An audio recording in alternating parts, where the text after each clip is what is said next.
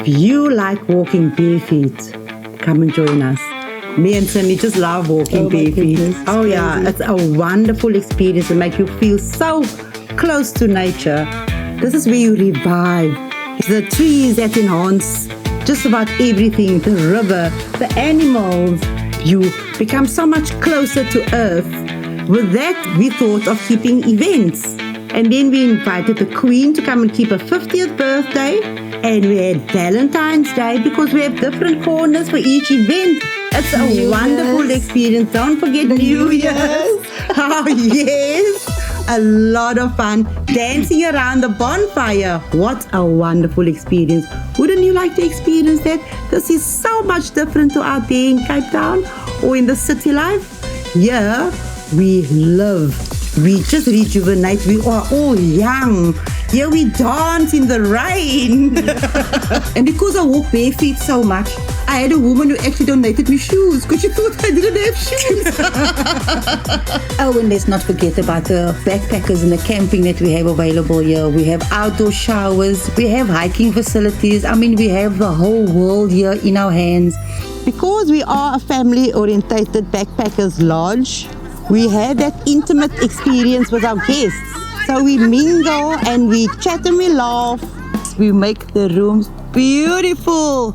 We have coupled rooms, with a beautiful ambience with candles around to give a setting, whether it's for couples, whether we have a downstairs family room. Warm, family orientated. Oh yes, that is what we are. Yes.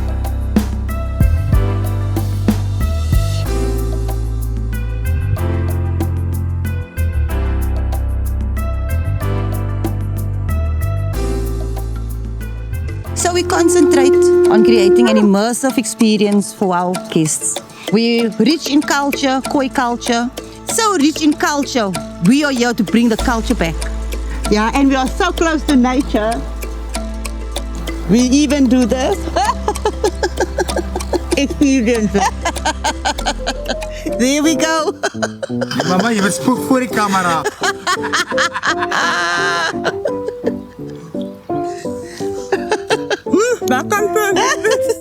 It's dry, yes. Yeah, we are so close to nature. Excuse me.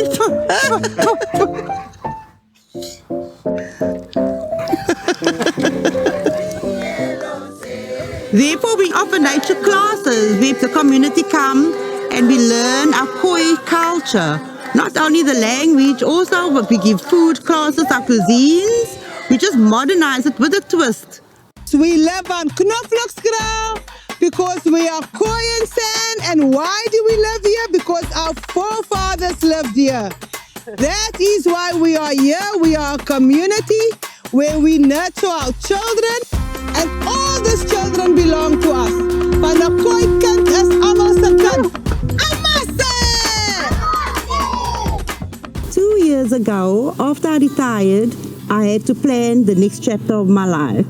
At the time, I had a plot in St. Helena Bay, which I intended to stay. But when I got the opportunity, an exciting opportunity, when I saw Knoflokskraal and was given a plot here, I decided that this is where I want to be. I was captured by the surroundings, the mountains, the greenery. I thought immediately, because my heart went out to this place, that this is the place to be. At the time, while during our building, we then had to come up with a name, of course. And my granddaughter was playing around while sitting at the river, and she was hopping and skipping. And I spoke aloud and I said, Sky, what are we going to name our backpackers lodge? And Sky was busy doing her own thing, and she went, row, row, row your boat merrily down the stream. I said, I've got it. Merrily down the stream it is. Then Cindy started coming to visit, and I thought, oh, I'm going to try my best to get Cindy to stay. And it looked like she loved it. That didn't take me long, eh? You didn't have to ask me twice. I was immediately hooked. I fell in love with this place. I quickly realized in the city, I grew tiresome doing the same thing over and over, the hustle and the bustle. So when I came here, I immediately found peace. Everything is just so beautiful here, and I'm so grateful for my mom. And I'm going to walk hand in hand with her to provide the backpackers this beautiful experience, the cultural experience that we have here. It is so amazing.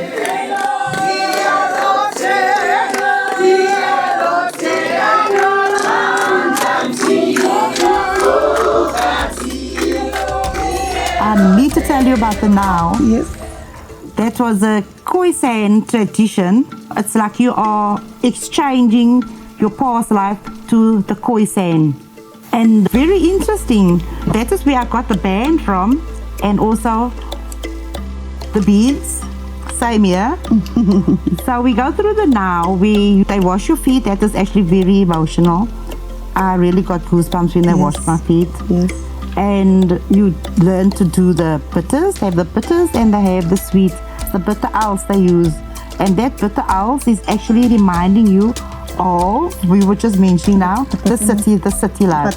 Yeah, we need to transform now into the sweet. And what they give you after that, they give you some honey, because now we're in the sweet and you are living a much better life. So that is a whole transformation from the past to the new Khoisan. The day before, we had to go and pick our own stones. And this we create the altar with, and this is how we make our mark as Khoisan. That was very emotional to me. That was very touching. I even shed a tear. Yeah, when they put this on my head, oh my goodness, I felt at home. Not fear the evil forces. Because the evil dwells in people like us, in vessels in us. That's where the evil dwells in. You must eject it out of you. And how? By having the fearless spirit of the mighty. Tuatama, I'm scared. I'm scared. Never fear the evil one. We are greater than him and his works and his forces. Kai! Kai, kai.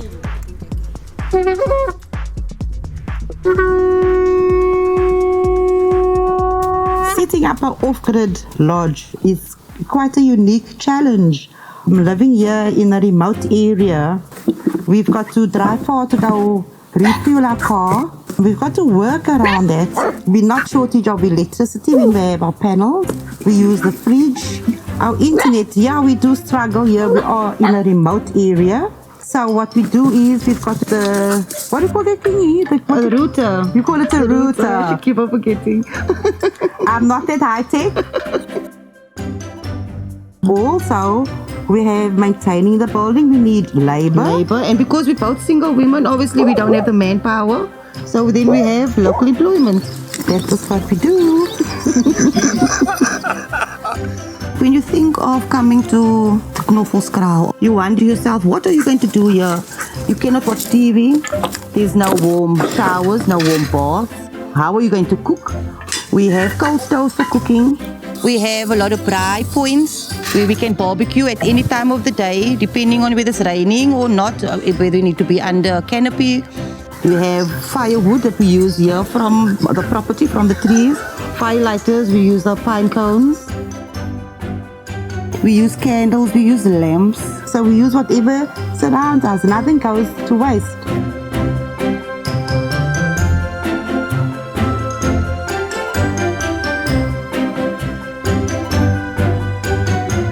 We even have warm baths. We can either warm them up on the coal stove, or we even have a tub where we heat the water up under you.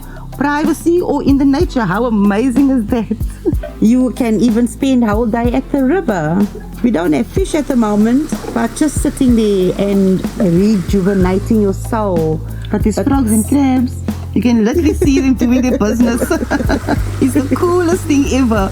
I literally take my camping chair, I sit with it right in the middle of the river, and I see the frogs, I see the crabs. It's beautiful. The geese comes down into the river. They have chicklings, even better. And you sit there and you witness it all.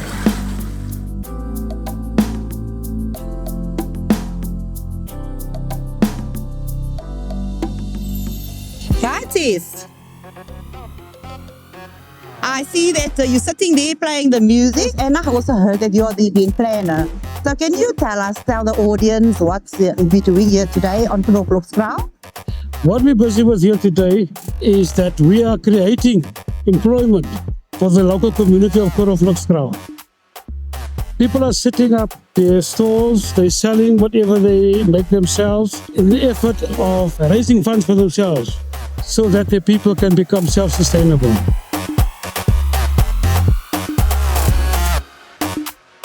The water also made us very uncertain. Because I remember when my mom just started building, she had a 50-meter pipe to the water pump. And we thought all the problems were solved. And then they completely shut off the water. I mean, So that what was did we have to that do? was a shock. We really thought, how are we going to do this? We came up with solutions. We had a bucket system. We have canisters that we collect every week at the water point. We have a drinking water supply. Which the municipality delivers on a daily basis. On a daily, yes. We have a JoJo tank at a certain point that we regularly go and fill. And then obviously the river. We have to make use of the river. Obviously, we also get our water from for flushing of the toilets. We have to take the weather changing conditions into consideration. We were quite fine during the summer because we have so much to do on the outdoors. Because that is our biggest way of drawing our guests. Nou kom je panties go out. Just move the camera, please. Then we create indoor activities, and that is where our coal stove come in. Oh, I love your cooking. I like the cold stove. And then we also learn to do the Khoi cultural food cuisine. Which we also, our guests participate in that as well as a winter activity. If they do want to go outside, you can keep yourself nice and warm by a fire pit. The dinner that we had last night. Oh my goodness, it was so amazing. But you know, my arm is still recovering because you know when you make top and board, especially the pot, the way you have to start. I wish you could give me your arm because I'm telling you a lot of stories. Yeah, and we had to battle with the wet wood. Yes. You were so clever, mommy. We had a plan. You were so clever. I didn't even think of that, guys. We had to warm the wood on the coal stove so that we can start a fire. And it worked. And the stoking of it, oh my goodness, because you literally have to keep on stoking the fire over and over to make sure that the pot is hot so that the food is prepared well. The whole place gets heated up.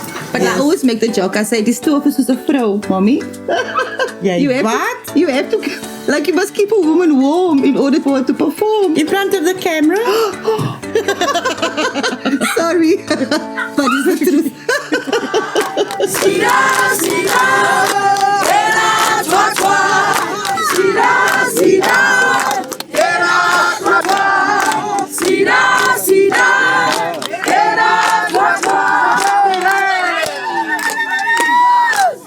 Do you remember how lovely we felt when we went to our grandparents and of the food? We couldn't wait for supper because our grandparents they cooked up a storm with your pumpkin food and your bean and your rotis and your millies. That was amazing. So this is what we provide.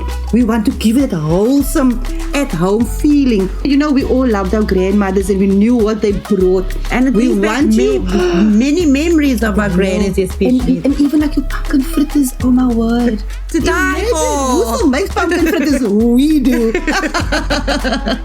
Here we can cook. I just love a braai. Oh yes, definitely. Yeah. definitely. We make a big fire and everybody come around and we sit But you and know, we chop. but you know what? Remember when we had the chicken and we slaughtered the chicken and we actually made a pochi? The same size of the chicken. I was so scared, guys. Because what do we know about chickens in the city? You know, that's crazy. And on top of it is free range chicken. Free range. Oh yes. Oh my goodness, it was so amazing. I was very scared and I participated in slaughtering. I thought it was going to be gooey and ewy in the beginning, but I mean, what an experience. Being able to clean that same chicken and be able to provide it to our visitors is really an amazing experience. And we also welcome our backpackers to experience this with us.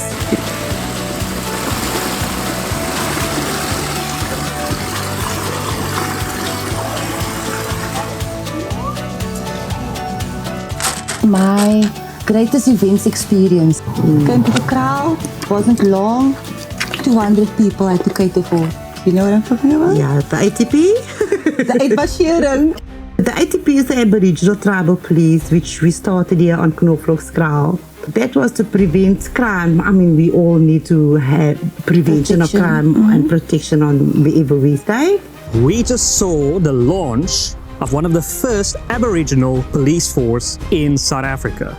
It is a first for the country. It's an historical event. We've achieved this milestone despite limited resources. Wherever you've got a cluster of people, always be those that's involved in criminal activities. We refuse to allow that to infiltrate Knoflokskraal. Hence, we established the Aboriginal Tribal Police for the general policing of the community, for the safety of the community, but also for the progress of the community. If we cannot handle cases amongst ourselves, then we hand it over to our traditional council, which is the elders on the kraal, and then they lay the sentence. Interesting. So we had a graduation on that day, and we invited the community. We slaughtered a goat the night before. The next day I had to cook a 20 kg pochi for all these people, and what a success. Remember we went to the village and a woman came and she said she was meaning to come and tell us how amazing the food was, how great that day was. And I mean, this was months after. Gati, sister, how are you doing? Are you fine? I'm good. Yes, now just tell everybody then, what are you doing here today? I'm just here volunteering, giving clothes out, have a nice time, introducing in the culture, learning more, and that is how we have fun on the culture ground.